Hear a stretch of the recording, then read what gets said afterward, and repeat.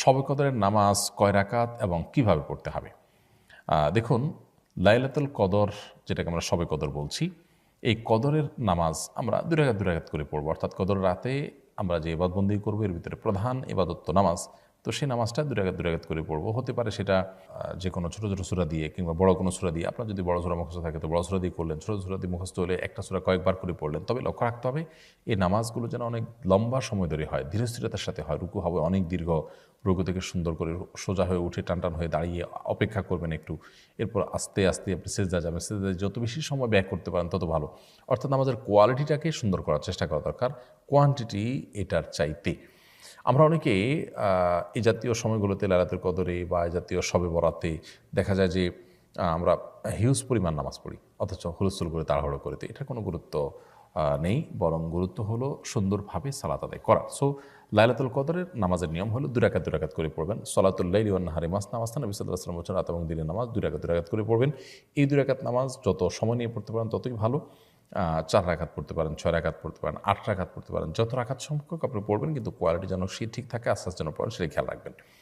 এ হলো লাইলাতুল কদর নামাজের নিয়ম। এখানে বিশেষ কোনো সূরা ঠিক করা নেই যে প্রথম রাকাতে অমুক সূরা এতবার, দ্বিতীয় সূরাতে অমুক সূরা ততবার।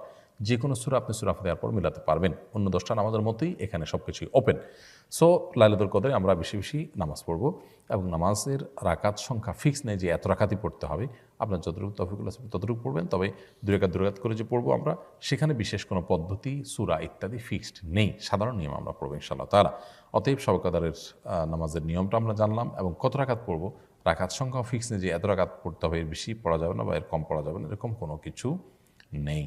ফারজানা হোসেন চৌধুরী আপনি লিখেছেন, পিরিয়ড অবস্থায় মহিলারা শবে কদরে কি কোন ইবাদত শবে কদরে কি কোনো ইবাদত করতে পারবে? পারলে কিভাবে করবে এবং কি কি আমল করবে? পিরিয়ড অবস্থায় মা বোনরা শবে কদরে ইবাদত অবশ্যই করতে পারবেন।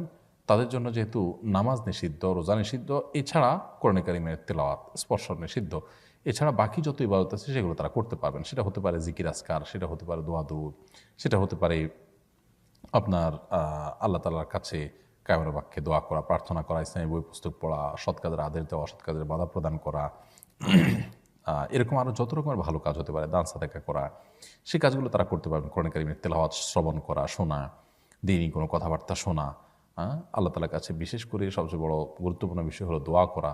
শবে কদরে যে দোয়া আছে, আল্লাহুম্মা ইন্নাকা আফুউন তুহিব্বুল আফওয়া ফাআফু আন্নী, এছাড়া আরও যত দোয়া আছে লাইলাতুল কদরে, এগুলো কিন্তু আল্লাহ তাআলার কাছে নিবেদন করতে পারেন। তাসবিহ তাহলিল করতে পারেন, সুবহানাল্লাহ, আলহামদুলিল্লাহ, সুবহানাল্লাহ ওয়া বিহামদিহি, সুবহানাল্লাহিল আযীম, আল্লাহু আকবার, যত রকমের তাসবিহ আছে এই সবগুলো পিরিয়ড অবস্থায় শবে কদরে মা বোনরা নিবেদন করতে পারেন। তাতে শবে কদরের যে ফজিলত এবং মর্যাদা, মাহাত্ম্য, সেটা